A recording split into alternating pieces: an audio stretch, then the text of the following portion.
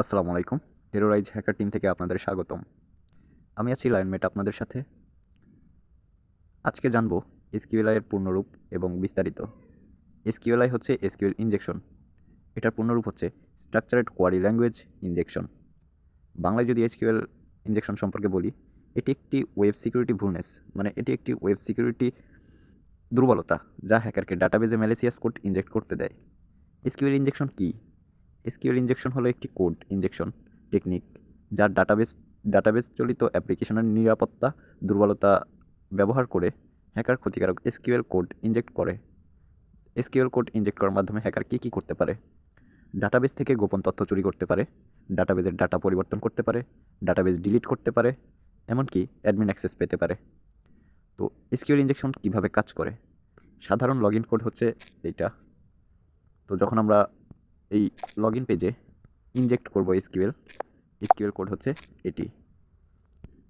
তো এটি password anything. তো এটা আমরা প্র্যাকটিক্যালি দেখাবো।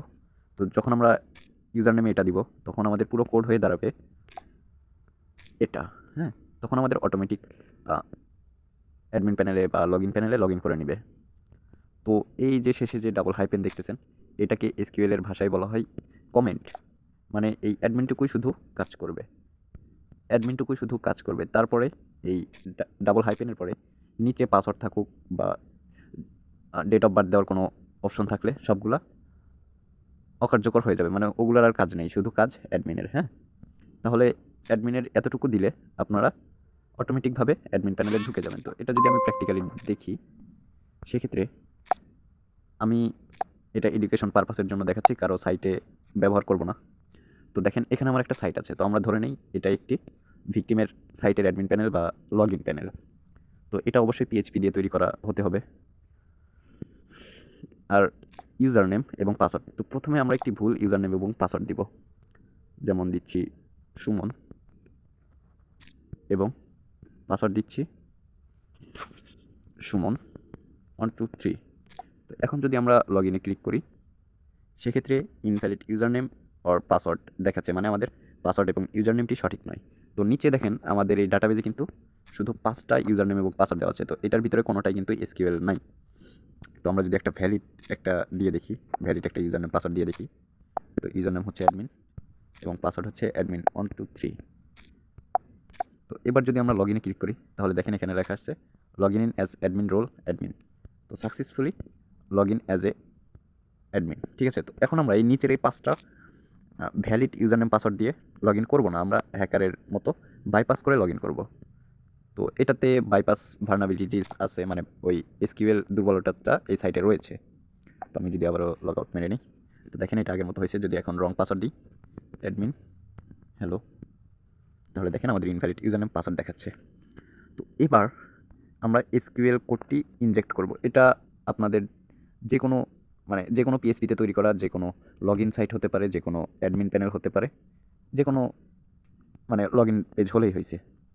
তো এখন আমরা এই কোডটি নিয়ে আসবো, নিয়ে আসার পরে এটা যখন আমরা ইউজার নেমে দিব, দেওয়ার পরে পাসওয়ার্ড আমি এমনি একটা দিচ্ছি, যেমন আমার বাসা মাটির উপরে। ঠিক আছে। তো এখন যদি আমরা লগ ইনে ক্লিক করি, তাহলে এইখানে আমাদের এক্সকাটিং এসকিউএল কোয়ারি, তো এখানে আমাদের পুরো ইয়াটা দেখাচ্ছে, স্ট্রাকচারটা দেখাচ্ছে। তার মানে এটাতে আমাদের কোনো একটা এরর রয়েছে, সেজন্য লগ ইন হচ্ছে না। তো আমি যদি এবার দেখি, এই দুইটাই এই কোডটাই যদি দুই জায়গায় ইউজ করি, পাসওয়ার্ড এবং ইউজার নেমে, এখন যদি আমি লগ ইনে ক্লিক করি, তাও এরকম দেখাচ্ছে। আচ্ছা, যাই হোক, আমাদের এই কোডটা কিন্তু বিভিন্ন রকমের হয়। আমাদের এই এসকিউএল কোডটা বিভিন্ন রকমের হয়। শুধু যে আপনাকে যে অ্যাডমিন ইকুয়াল এটাই দেওয়া লাগবে এর কোনো মানে নেই। তো আমাদের আরেকটা আছে এইটা। তো দেখেন এটাও একটা এসকিউএল কোড। তো আমরা যদি এটা দিয়ে ট্রাই করি, এটাও যদি দুই জায়গাতে দিই, তাহলে দেখেন এটা কিন্তু আমাদের সাকসেসফুলি লগ ইন হয়ে গেছে, কিন্তু এটা কিন্তু ডাটাবেজের কোনো জায়গায় নেই। দেখেন। তো এইভাবে মূলত এসকিউএল ভার্নাবিলিটিস থাকলে হ্যাকাররা লগ ইন করে ফেলে কোনো ইউজার নেম পাসওয়ার্ড ছাড়া। ঠিক আছে। তো আশা করি আজকের ক্লাসটা বোঝাতে পেরেছি যে হ্যাকাররা ইউজার নেম পাসওয়ার্ড ছাড়া কীভাবে এসকিউএল এর মাধ্যমে অ্যাডমিন প্যানেল বা ইউজার প্যানেলে প্রবেশ করতে পারে। তো এইগুলো কোড বিভিন্ন রকমের হয়ে থাকে। এই ইউজার নেম এগুলো কোড বিভিন্ন রকমের হয়ে থাকে। তো সেটা আপনারা পরে জানতে পারবেন যে এটা পাবেন কোথায়।